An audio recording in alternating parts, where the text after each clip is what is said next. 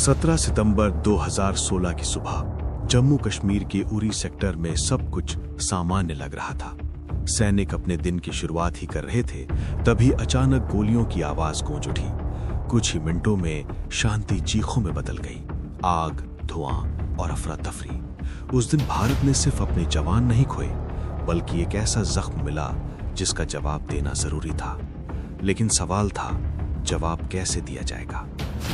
ये कहानी है उसी हमले की और उस बदले की जिसने पूरी दुनिया को चौंका दिया। उरी अटैक 18 सितंबर 2016 सुबह करीब 5:30 बजे 4 भारी हथियारों से लैस आतंकवादी भारतीय सेना के ब्रिगेड मुख्यालय में घुस गए। उन्होंने टेंट्स में सो रहे जवानों को निशाना बनाया, ग्रेनेड फेंके गए, गोलियां चलाई गईं और कुछ ही देर में 19 भारतीय सैनिक शहीद हो गए। हमला बेहद सुनियोजित था। आतंकवादी सीमा पार से आए थे, उनके पास आधुनिक हथियार थे और साफ दिख रहा था कि ये कोई साधारण घटना नहीं थी। पूरे देश में गुस्सा था।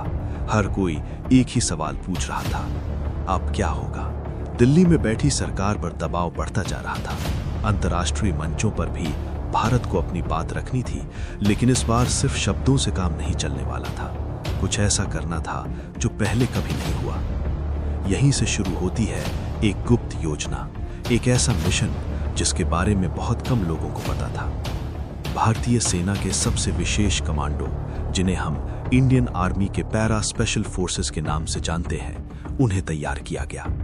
इन सैनिकों को खास ट्रेनिंग दी गई थी, दुश्मन के इलाके में जाकर चुपचाप हमला करने की। रात के अंधेरे में बिना किसी शोर के सीमा पार करना था।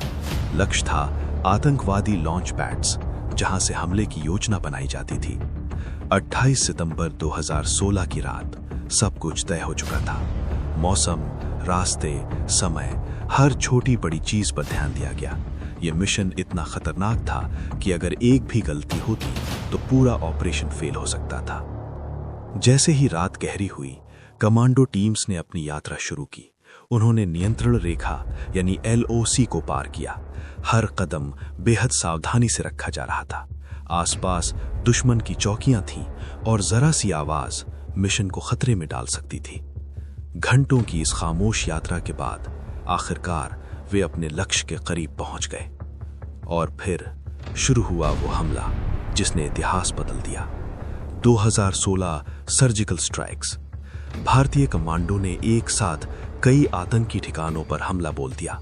गोलियां चलीं, विस्फोट हुए और कुछ ही मिनटों में कई लॉन्च पैड्स तबाह कर दिए गए। रिपोर्ट्स के अनुसार इस ऑपरेशन में बड़ी संख्या में आतंकवादी मारे गए।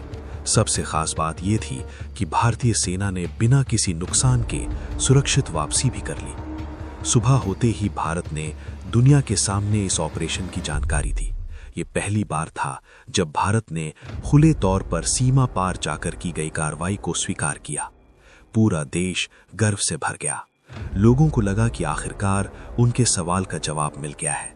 लेकिन इसके साथ ही ये संदेश भी साफ था, अब भारत सिर्फ सहन नहीं करेगा, जवाब भी देगा।